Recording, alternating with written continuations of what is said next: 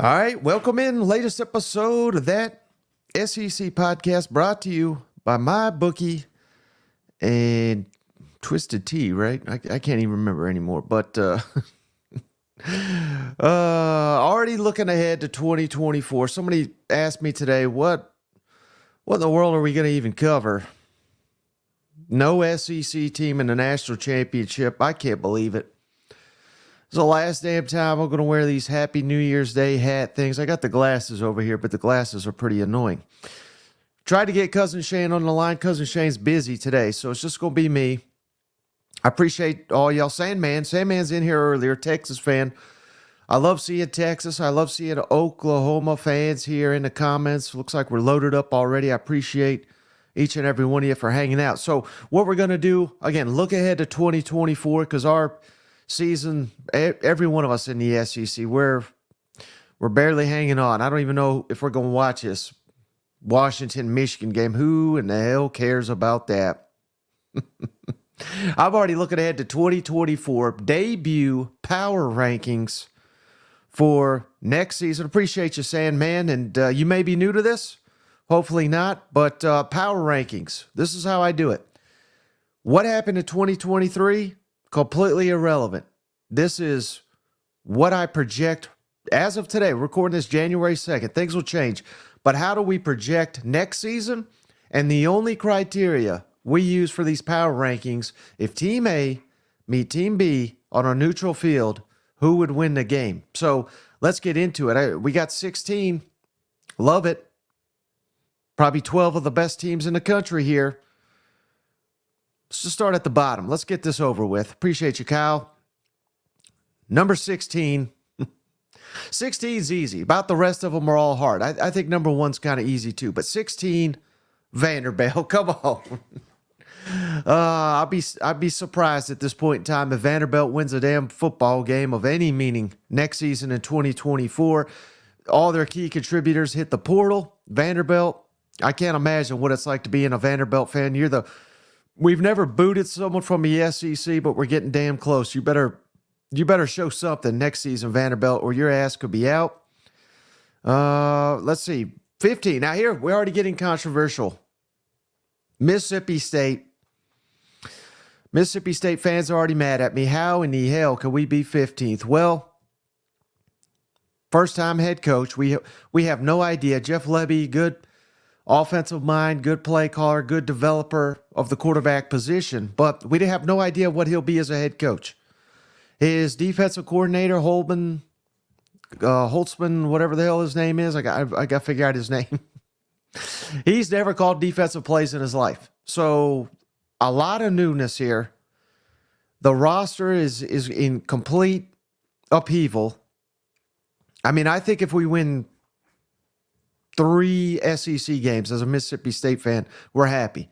Win 3 in the conference, win your non-conference, get to a bowl game, trying to get to a bowl game, but I don't even know if I would expect Mississippi State to reach a bowl game. So just a lot of unknowns, which leaves room for improvement. They could surprise. They could certainly stun a lot of us here. But Mississippi State, you're 15th until we actually see something from this team. I'm excited for the Jeff Lebby era. I'm starting to come around. It's going to be, if nothing else, you're going to have a fun offense, kind of like a Ole Miss, Tennessee when they started under Kiffin, under Heupel. That's what we got to hope for. But it's going to be a slow build. I really do think. Number 14, Arkansas Razorbacks. I've been accused of being an Arkansas homer. I cannot be accused of it anymore. I don't know. I don't know what we're doing here in Arkansas. I do love the hire of Bobby Petrino. I think he's going to right the ship. Clearly an upgrade over Dan Enos. Travis Williams has got that defense cooking, but we got players hitting the portal like crazy now. So what do we have at Arkansas? Don't know who the quarterback's going to be. Running back room devastated via the transfer portal. Got to fix the offensive line. What do we have at receiver? A lot of unknowns with the Arkansas Razorbacks. And if I'm being quite honest, I'm really just splitting hairs between Arkansas and Mississippi State. I don't think that's a major, there's not much of a gap here between Arkansas and Mississippi State. You're kind of clustered together. And again, we're not using last season. I've already heard that. Well, Mississippi State beat Arkansas last year. Well, I don't care. And I know that game was in Fayetteville, but that's not what this is. This is for 2024. So Arkansas got you 14. Another team that I'm not feeling too confident about right now, that's South Carolina, number 13. Just had another player enter the portal, Pup Howard, who was a freshman, was supposed to be one of the key contributors for the Gamecocks next season. He is in the portal. He was ride or die Gamecocks. Now he's ride or die in the transfer portal, and it sounds like he may be sticking in the SEC to the Florida Gators. So what do we have? This year was nothing but Spencer Rattler and Xavier Legette. I called South Carolina a two-man team. They're both gone. And I don't know. I don't know what to make of South Carolina right now, but it ain't good. And anybody that missed it, check it out. We did a show with Braden Gall today. He said, hell, Beamer's one bad season from being on a hot seat, maybe getting fired. I don't know if I'd go quite that far. Michael Rowley, he's right there with us. How many bones does Beamer break this season? He's going to break a lot, I think, just based on where I got him. They are going to need a massive progression on the line of scrimmage, both sides, if they're going to be competitive in the SEC. Special teams, remember Beamer ball? Special teams was largely, they had a good kicker, but beyond that, I mean, special teams was a disaster, I thought, for South Carolina. Used to be all tricks and funs, no Juice Wells, as Robert points out here. We got a lot of issues here for South Carolina. That's why I got them 13th. Another team, a lot of hype. Not as much substance, though, with number 12, Auburn. The greatest things we could say about Auburn, you pushed Alabama in the Iron Bowl, you pushed Georgia, but hell, you lost those games. So what are we? And we got Hugh Freeze out here saying, hey, I wasn't ready for portal season. I was recruiting. I wasn't ready for the bowl. I was recruiting, even though there was a dead week. He had a week. What did he do that week during the dead period? He couldn't recruit. Excuses after excuses for Hugh. And suddenly, how did he get that job? Remember, he beat Arkansas as Liberty's coach. That seemed like a stunning upset at the time. Well, Arkansas's kind of been trending horribly since that time. All of a sudden, that win doesn't look that good. When he led Liberty to a win over Arkansas, I mean, hell, Arkansas may be firing Sam Pittman soon. So, I don't know. He's recruiting well. We'll give him that. Also, before the Music City Bowl, he said, Peyton Thorne's our guy. He's our quarterback. As soon as the game's over, he said, quarterback's competition is wide open. And they just, his former quarterback at Liberty, Caden Salter, just entered the portal. Maybe they add him. They got to do something. If they show some signs of life, if they add another quarterback, at least for competition for Peyton Thorne, who was a nice runner, but that's about all I could say about him. Auburn, I don't know. I'm left wondering how good of a coach Hugh Freeze is going to be at Auburn. Looks like a hell of a recruiter. If nothing else, poor man's Billy Napier loading the deck for the next coach. And speaking of Billy Napier, number 11, Florida Gators. And this is a tough spot to be if you're a Florida fan. You expect to be competing for SEC championships. I don't think they're going to be competing for anything of substance as long as Billy Napier's there. They've got it. This is year 3. You got to take a massive leap. I'm putting Florida above some of these other teams because I have confidence in Graham Mertz. They just signed the 5-star quarterback, so the quarterback position should be solid for the Florida Gators, but they're another one getting devastated by the portal. Their defense is god-awful. Losing assistants, losing recruits, losing guys to the portal. Their star running back, of course, ETN just went to Georgia. What do we have? We got the nation's toughest conference, which is not necessarily factor into my rankings here, but you could be the 10th, 11th best team in the SEC. You face the toughest schedule. Outside of Vanderbilt, you may have the worst record in the SEC next year. So, got to be a big year. Michael Riley's he's already looking at to the fish era at the Florida Gators.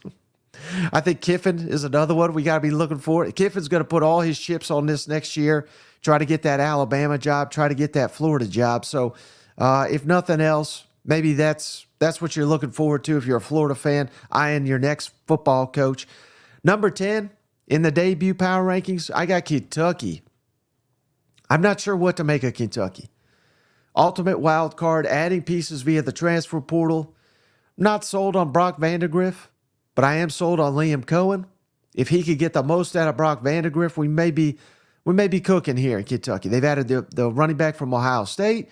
They've added a receiver from North Texas. But all of a sudden, the defensive seems like a problem under Brad White. Maybe it was just top competition they faced, but Kentucky's defense was troubling. Oh, Cousin Shane in the comments. Appreciate you, Cousin Shane. Too busy to do the show, not too busy to comment. Here's what Cousin Shane says. I hope Billy had a great Christmas because his new year may be rough. Well said, Cousin Shane. Can Kentucky develop a quarterback, says Robert? I don't think they can. They certainly didn't do it for Leary. And I never thought Will Levis got much better. I mean, I realize, he's doing, from what I hear, I don't really watch NFL, but I hear he's doing very well. So, hey, more power to him, not holding it against him. But he was better his first year than he was his second year. Of course, he got hurt and the offensive coordinator changed. But Kentucky has had a transfer start every year going back to, I believe, 2015. So they have not taken a high school quarterback and developed him. That's one of the biggest indictments of the Mark Stoops era, I would think. Danny says, Shane is busy building his altar to Nico. All right, how about number 9? Texas A&M. Now we got quality coaching here. Mike Elko era begins, and I'm fired up. I think Texas A&M, this is where you want to be. Stop with the hype train. Let's build this thing up. I know we lost a lot of talent via the transfer portal, but sometimes you lose these guys, and a lot of these guys are more eye than team. And that was evident the last couple of years in College Station because they had a hell of a lot more talent than they displayed on the field. I point to coaching for the main reason for that, but still, it's some of the players. Yeah, Sandman says Shane is throwing weights around at 24-hour fit. I think he is. I think that's the truth. I think he's at the gym right now. I know he's barely eating. He showed me his dinner. It looked like the meal prep they got down there in Florida. But hey, back to A&M. I mean, I think the defense will be a lot better under Elko. It was elite when he was there. I love the hire of Colin Klein, the offensive coordinator. Let's not forget they've got Connor Wigman. They bring back Jalen Henderson. They're going to have a dynamic quarterback one way or another. I think Texas A&M is a team to watch that could be a spoiler in the SEC, kind of building towards 2025. But as long as you beat Texas, it's a good year next season for A&M. And I'm not saying it's unrealistic. They host Texas. So I can't wait to see that. Number 8 on my list, LSU. Right here, I'm kind of I think LSU's at a crossroads. Obviously losing the Heisman winner. We just had Brian Thomas, outstanding receiver. He's headed to the NFL draft. Malik Neighbors got the LSU all-time record, and then he opted out of the bowl game. I don't know that I've ever seen a player opt out in the middle of a game, but he did. So he's off to the NFL. And this is the one clip I got. Mekhi Wingo, outstanding defensive lineman. He just declared for the draft today. Here's a shot from after the bowl game. Defensive coordinator Matt House went up to some players, tried to congratulate them for basically winning the football game at the end of it, shut down Wisconsin. Look here, Mekhi Wingo, the guy that just declared, he didn't even want to look at Matt House. And Matt House, puts his arm around him. He won't even look at him. He's really going all out to get Mekhi Wingo's attention. And Mekhi Wingo, he says, I'm done with it. I'm moving on. This is a damning clip, I think, if I'm LSU and Brian Kelly. The players clearly, at least Mekhi Wingo, they do not respect their defensive coordinator. And if Brian Kelly's seen this clip, I can't believe that he's still got Matt House employed down here. You guys dominated the second half. Great job. Proud of you. Proud of you. Hey. You're not I took them shits off out of the game. I'm done with them. I took them shits off. I'm done with them. And if you're just hearing this later on Wednesday, if you're just listening to the audio version, I mean, he wouldn't look at him. and he's standing 6 inches away from him. And he's, I mean, that was bad. That was bad. They got issues at LSU on the defense. I mean, he should be long gone. Matt House, he makes like $2 million. He got the worst damn defense in the SEC with, he's got some NFL talent on that defense.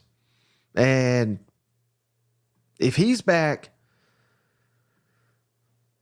I made this point again. I hate to keep just talking about what I rehashed with Braden on the earlier show, but basically with the losses LSU is going to have on offense, they're not going to come close to being as good as they were.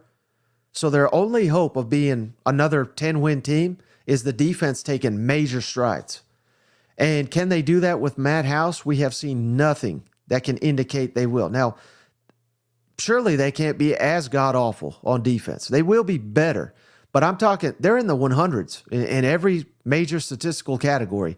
To be another 10-win team, they basically got to be probably top 20 defense in all categories. And that ain't happening.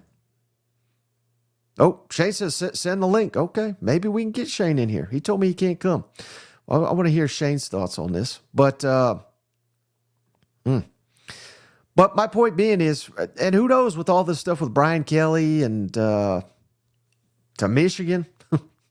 Of course, that'll change my rankings in a hurry if they have to change their head coach here in mid-January. I don't think that's going to happen. Again, I think that's kind of foolishness, but it is fun to talk about. But I don't know. I don't know what LSU is going to be next year, and we're going to find out. Because if they take a step back, it's going to be a rough year here. So next, number 7, I'm going to Oklahoma.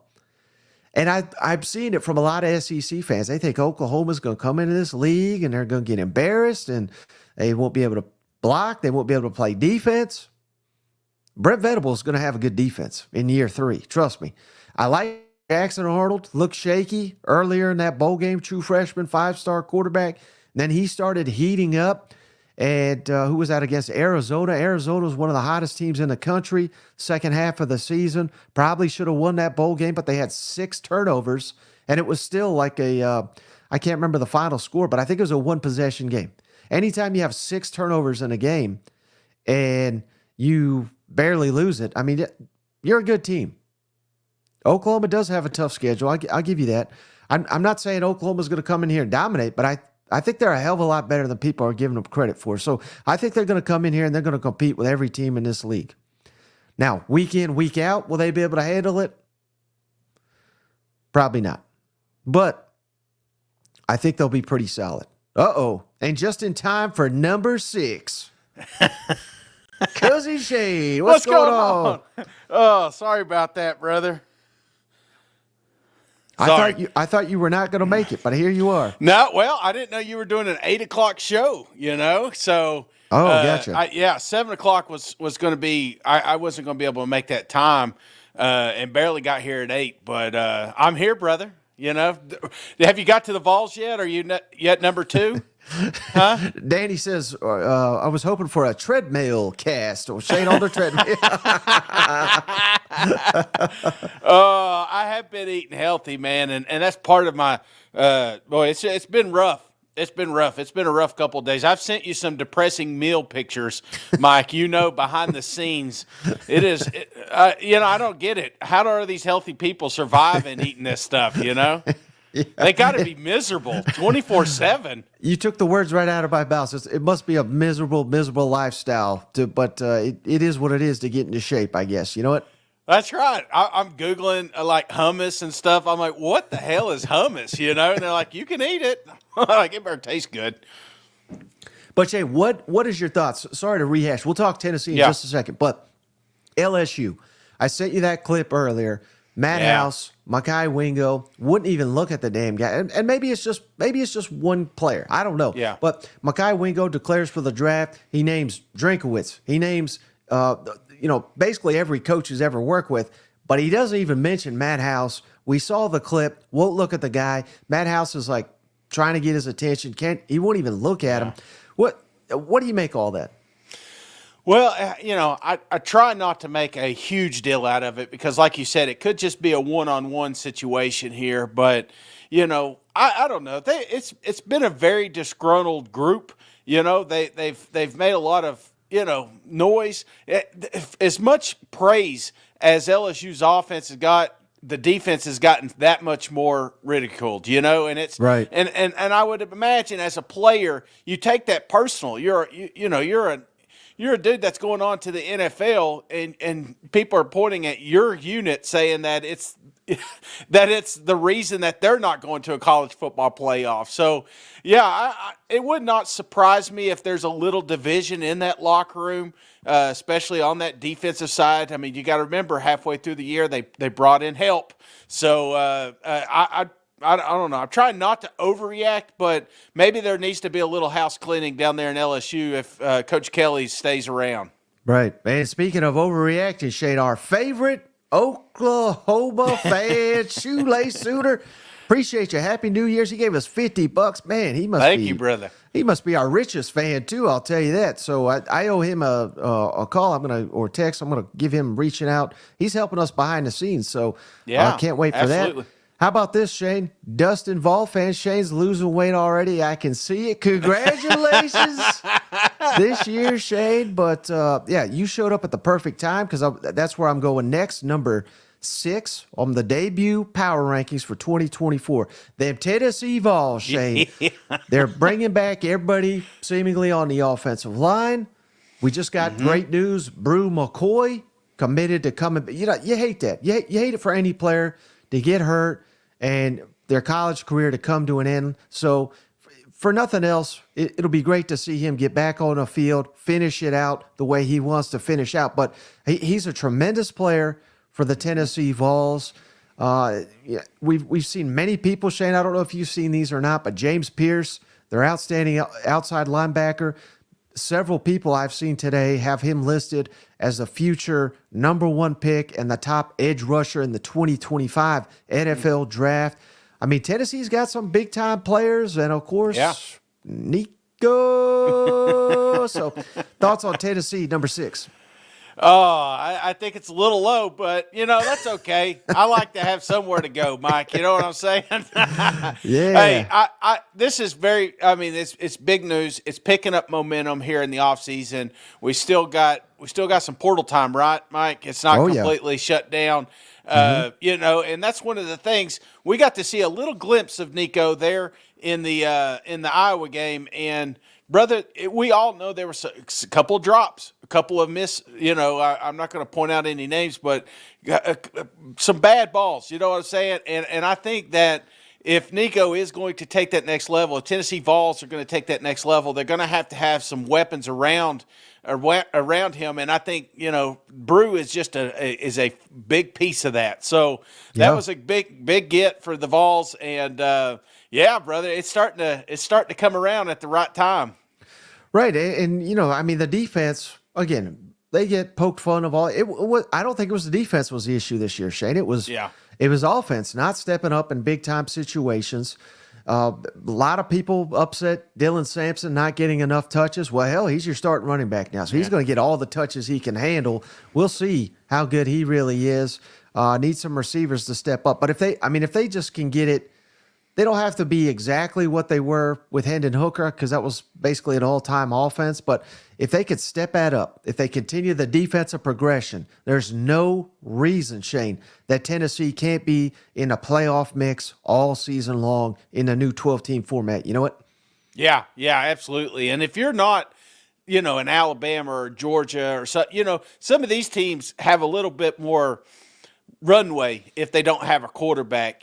For you to be a fringe opponent to try to get into that 12-team playoff at the end of the season, you got to have a quarterback, man. And you got to have not just a guy, you got to have a game changer, and that's what Nico can provide for them Tennessee Vols.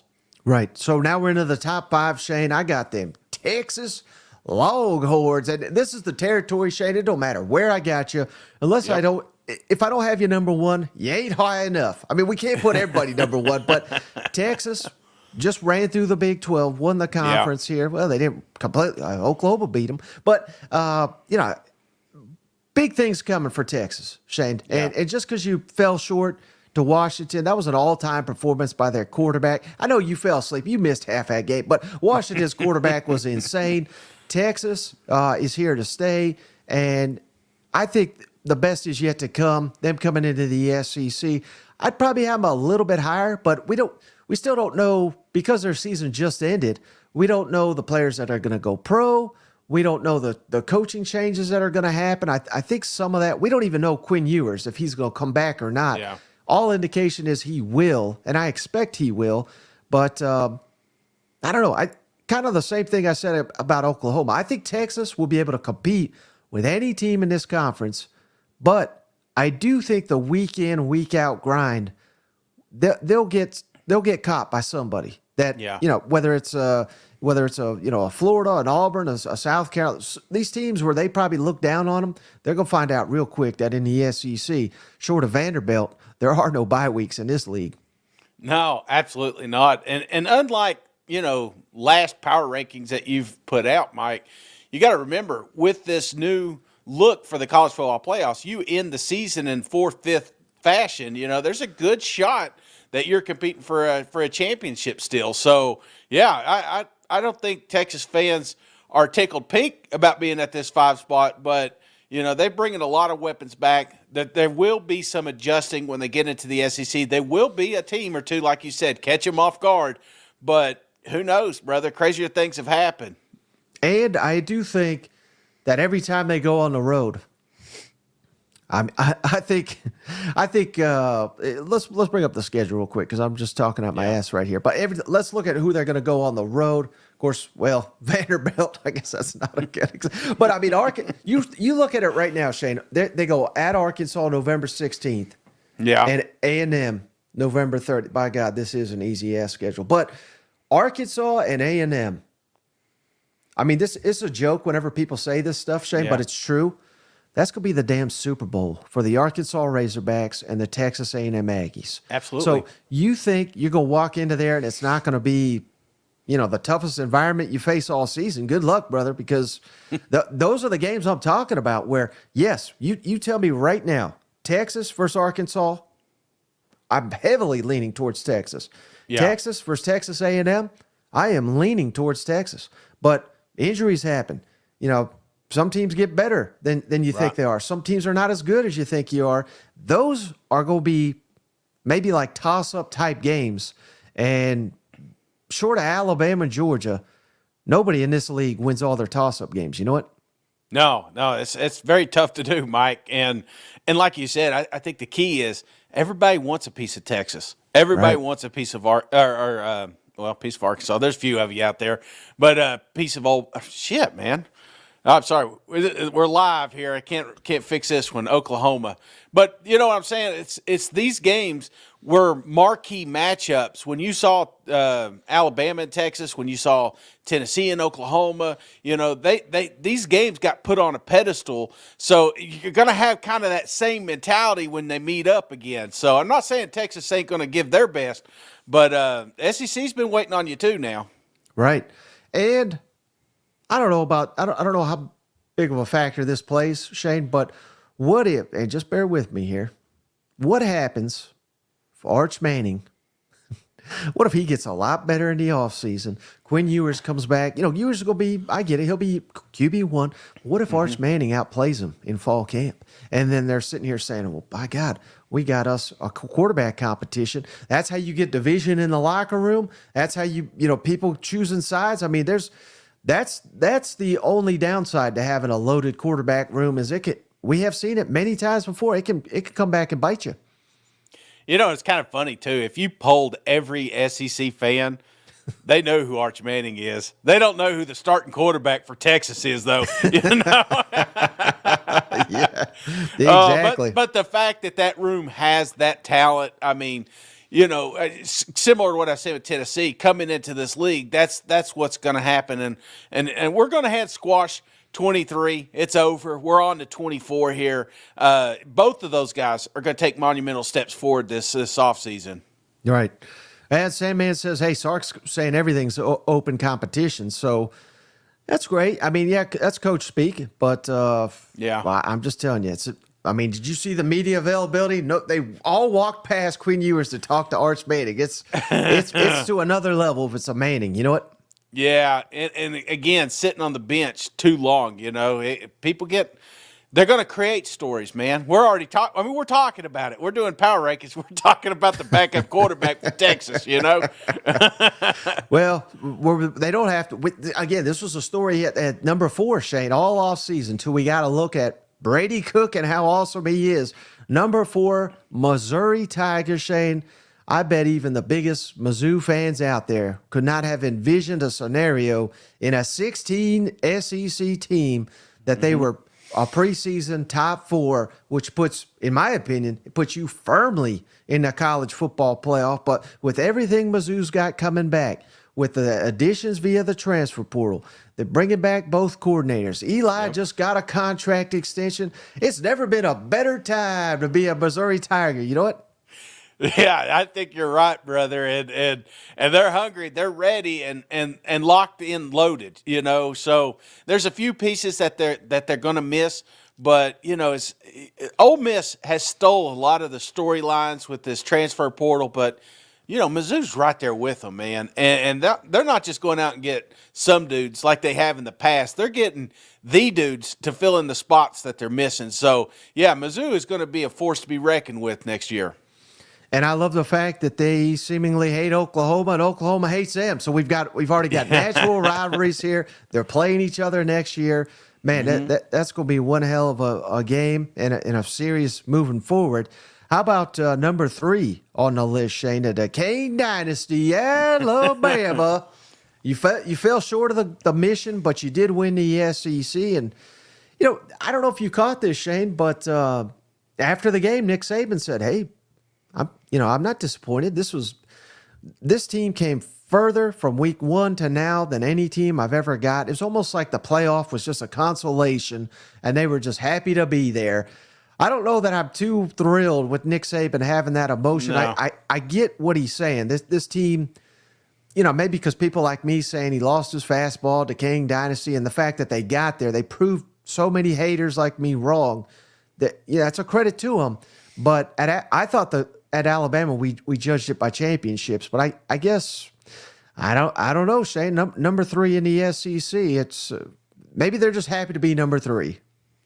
You ever watch like one of those Disney movies or something? It's like based off true stories, and then like it builds up, and then all of a sudden, there's this monumental game or something like that. Then you like look online and you realize they didn't even make the playoffs, or it's like they ended at the regular season, like Rudy. It's like it's not like they won a national championship in that movie, but I just that's kind of what I feel like when I hear comments like this. Like, yeah, that's good. That'll probably be a Disney movie one day. But when they do the fact check, you got your ass beat in a college football playoff. Okay, coach. This is the biggest, baddest coach. When you think people used to be afraid to ask him questions because he would just. I mean, he had that to him, and he doesn't. He's losing it, brother. And I'm not retiring him, and I'm not getting on to him, but. But a little bit I am, brother. I don't like comments like this from Coach Saban.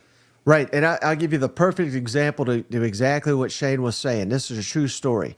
When we must have been in high school, and we went and saw the Friday Night Lights movie.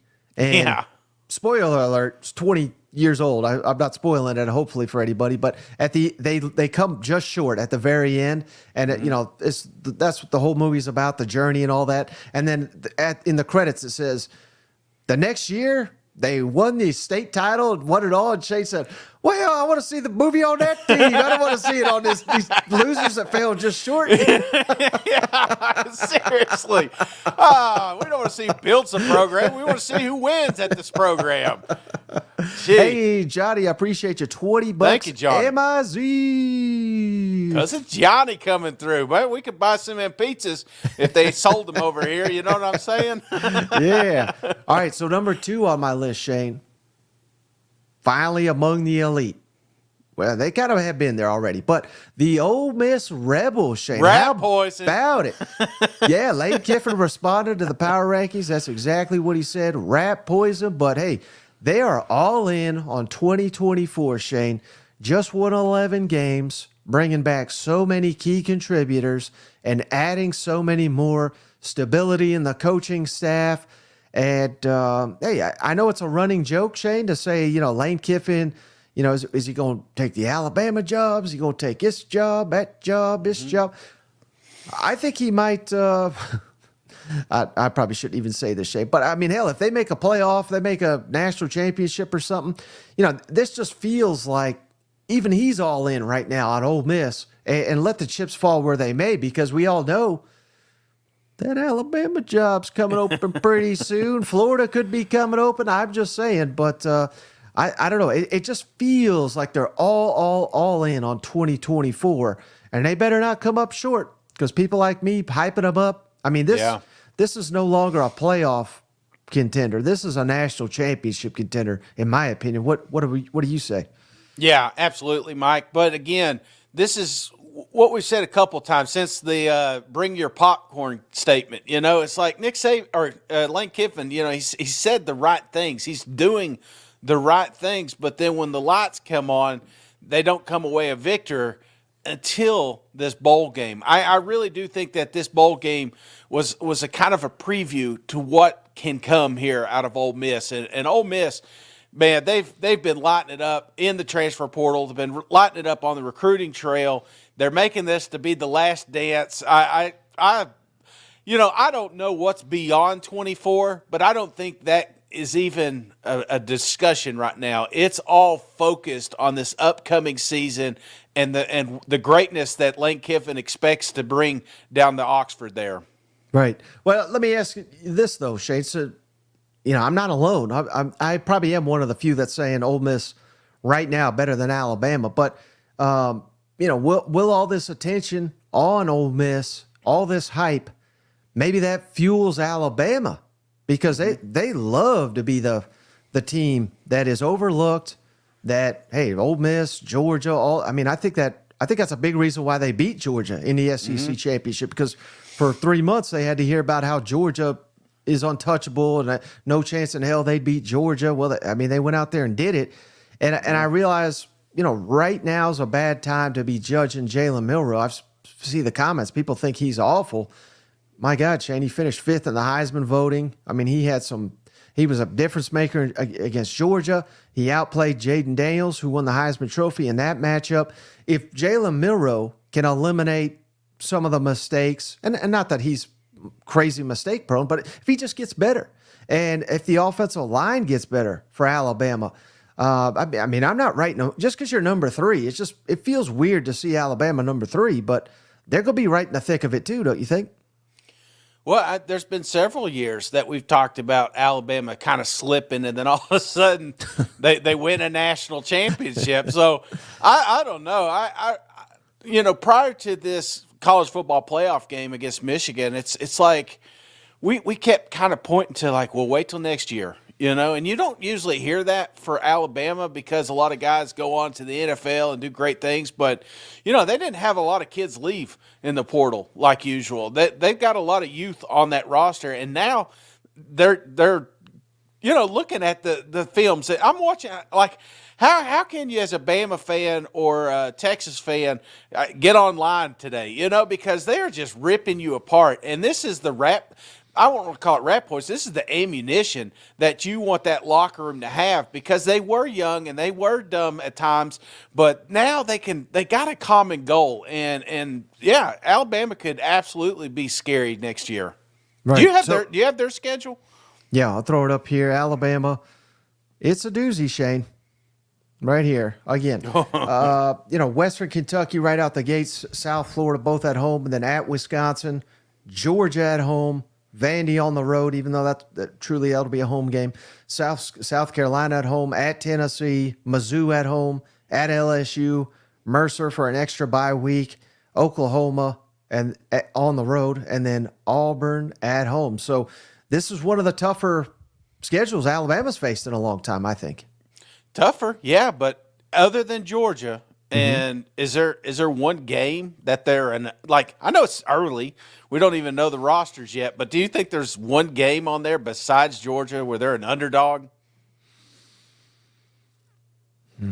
No, You No, know, but- even the Georgia games at home, you know what I'm Right. saying? Like but this is I do. sitting pretty. I would say, Shane, at Tennessee, Mizzou, at LSU, at Oklahoma, all those are losable. Oh yeah, yeah. That's what I'm saying. But you're right. They're gonna be favored. They're probably favoring every damn game. And now, if that Georgia game was in Athens, I would favor Georgia. But I think they will be favored at home slightly, maybe Yeah. maybe by a field goal. Yeah, I may not drink any beer this year, Mike, but you know, I probably will.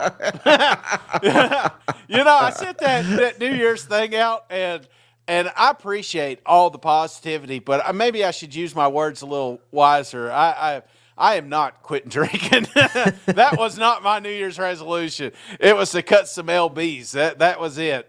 So other than that, no, the Coors Light's still going to be rolling, and the See, I thought you were trying to say, Shane, that to a year of less drinking, but the joke was you were already drinking while you said that. Yeah, I was three sheets in the wind, man, when I sent that out, and I thought it was funny. And I got up the next day, and it was like all these people praying for me, which I appreciate. But I'm not quit drinking, man. I mean, I love cold beer too much to do that right now. There's other things I could cut out. You know what I'm saying? Sugar is one of them. You know. I'm right there with you on that one. All right, so hey, the one team we didn't hit on, Georgia, of course. So they're by number one right now in the 2024 power rankings. Carson Beck coming back. This feels like a team that Brock Bowers just declared. Lad McConkey has declared. Both their running backs have declared, but they've added ETN. Amarius Mims they've had a lot of declarations, Shane, but they signed another top class. Yeah. I don't know. I feel like Georgia's going to be absolutely fine, and the fact that they didn't get it done is going to fuel them. And Carson Beck, he passed virtually every test he had. I would argue that he came up short in the biggest moment in the SEC championship, but I think that's why he's coming back. So you get a quarterback that has proven a lot that we know can win in this league, and now he's got a chip on his shoulder to prove that he can take the Dogs over the top. I don't see how you have anyone other than Georgia, number one. Would you agree with that? No, I'm right there with you, man. And I mean, I think the line's a little closer this year than it has been in the past. So I don't think are just monumental distance between, some of these other programs. But yeah, I don't know. It's just kind of weird this coming into 24. Like you just referenced Friday Night Lights, about how great that movie was. But then the next season they went on to win a championship. So that was the ammunition they need. And you're looking at Alabama with that, embarrassing loss in the college football playoffs. Texas just coming up short in the college football playoffs. Georgia getting left out of the playoffs. Ole Miss loading up. Missouri on the outside. It's like all these narratives and storylines coming into this following season. It's going to be a race, brother. It's going to be a damn race every Saturday. I mean, I don't know how you're going to get any work done in the fall next year, Mike. I don't know. There better not be one damn wedding, no pumpkin patch, nothing. We ain't leaving the couch. All right, one last thing before we hop off, Shay, just because you missed the front of it. I'm going to go down these power rankings one more time. At Vanderbilt 16th, you agree with that? Agreed. Mississippi State number 15, thoughts on that? Yeah, a lot of question marks, so I can get behind that. Right. Arkansas, I got them 14th.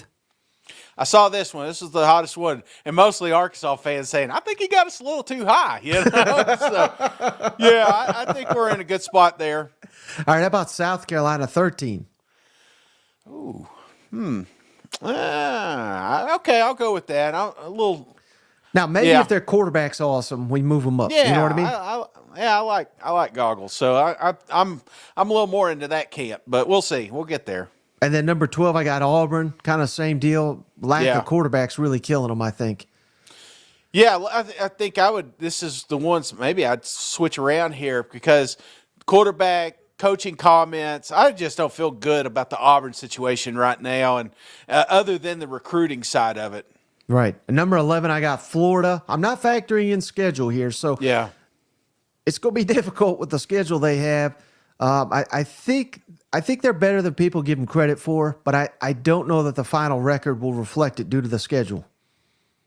Yeah, I think if anybody's not familiar with power rankings, this is the first thing they may flag because, like you said, this is neutral field. It has nothing to do with the schedule. This isn't, your top 25 or anything. But yeah, I may have Florida a little lower too, brother. I'm that's one of the teams I may move down just a little bit. Right, and Kentucky, I honestly, I don't know where in the hell to put them, Shane. So I'm kind of putting them right in the middle here. Till we see what they got in Brock Vandagriff. Yeah. The defense has taken a little bit of a step back uncharacteristically. Any complaints with Kentucky at 10? No, and, we got burnt last year thinking Kentucky's, transfer portal success was going to, help them out more than it did. So, yeah, I think this is going to be a little bit more of a wait-and-see approach. But I do like what they've added, and this is a team I could see moving up your list. And then I got A&M 9. Again, a lot of newness there, so it's kind of hard to gauge them. But I think Elko will make an instant impact. Thoughts on A&M at 9? Yeah, the dust has not completely settled down there. So, again, this one's really early. This one can move quickly up or down this list. And then LSU 8, again, that's another one. I think they're at a crossroads, Shane, a lot. This could be a very, very interesting year for Brian Kelly, I think. Yeah. It's going to be an interesting couple of weeks here, man. You know what I'm saying? Like, you can't afford to take a day off Twitter if you're an LSU fan. So then I got Oklahoma 7. Again, that's another tough one to judge, but I think they're going to be better than a lot of SEC homers are giving them credit. Would you agree with me, or you knocking them down? No, I think they're in a good spot right here, brother. Again, Oklahoma is a team that a lot of this league, I hate to say it, boys, welcome to SEC, but they don't respect you as much as your brother down there. So this is a team that's also going to have a lot to prove this season. So and they can, you know what I'm saying? This is early off-season power rankings, brother. We may be 3 weeks, 4 weeks in and say, damn. Oklahoma is a college football playoff contender because they have the talent. And then, so you were here for the rest of it, Shane. Tennessee 6, Texas 5, Mizzou 4, Alabama 3, Ole Miss 2, Georgia 1. Mm-hmm. Any of those that you feel strongly disagree with or anything? Probably Tennessee. I'm surprised with Nico's emergence. You don't have him at 2. But no, I think this is a good spot. The only thing that you're going to see argument, I would think, is that 2 and 3 spot flipping around. Maybe even Texas moving up. But yeah, I think you kind of nailed this list, Mike, and it's a tough list to nail because there's one happy person and there's 13, 16. Or shit, now how many teams 16? We got now? 16, yeah, I'm not good with math. Ran out of fingers here. 15 of them are pissed off. Well, maybe my favorite thing about this whole thing, Shane, again, I get it. We respect Georgia and all that, but I think anybody can make the case that, maybe there's not a giant gap anymore between Georgia and some of these teams at the top like there has been in recent seasons. And I think, to your point, 2 to 6, any of those fan bases can make an argument for it. And then when I'm looking at 7, 8, 9, you could easily talk me into any of those making a jump up, a jump down. And I would even say Kentucky, throw them into the mix. So there's a reasons to be optimistic for damn near any of these. And even some of these teams at the bottom, they're only at the bottom because they have questions that no one's got answers to. Yeah. But if they find those answers, they're going to surprise the hell out of it. And I'm talking Florida, Auburn, South Carolina, Arkansas, Mississippi State. If they have a star quarterback that we have not seen, all of a sudden they elevate. A coordinator gets hot. So many different things that can elevate a lot of these football teams. There's a ton of optimism going around the SEC in 2024, and I can't wait for them to take up half the 12-team playoff. You know what?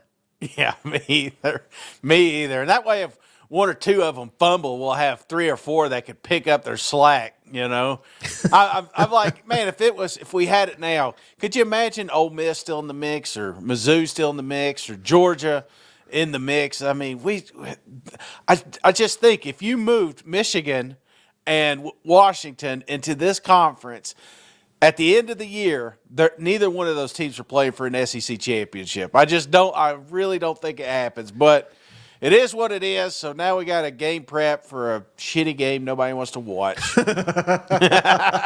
Well, that's a perfectly down way to go out on the show, Shane. I appreciate you for showing up, even though it was late. You got anything before we hop off the line? Yeah, you guys are going to have to get over it. I'm going to be miserable for a few days, until this equals out. I'm just drinking water, coffee, and, no sugar. Just life sucks. Constant headache for the next couple of College days. You know what? football's ending, it just gets worse. So, no, I'm telling you, there's a lot of good things coming down the pipe here too. So and this show being one of them. So be sure to tune in. We will keep you updated with all the good stuff happening around the league, good or bad. That's what we promise to do at That SEC Podcast. Absolutely. Well, I appreciate you, brother. I appreciate each and every one of you for hanging out, especially those on the live show here. That means Absolutely. a lot. But hey, that's going to do it for this episode. We'll catch you on the next one. All right. See you guys. Go Vols.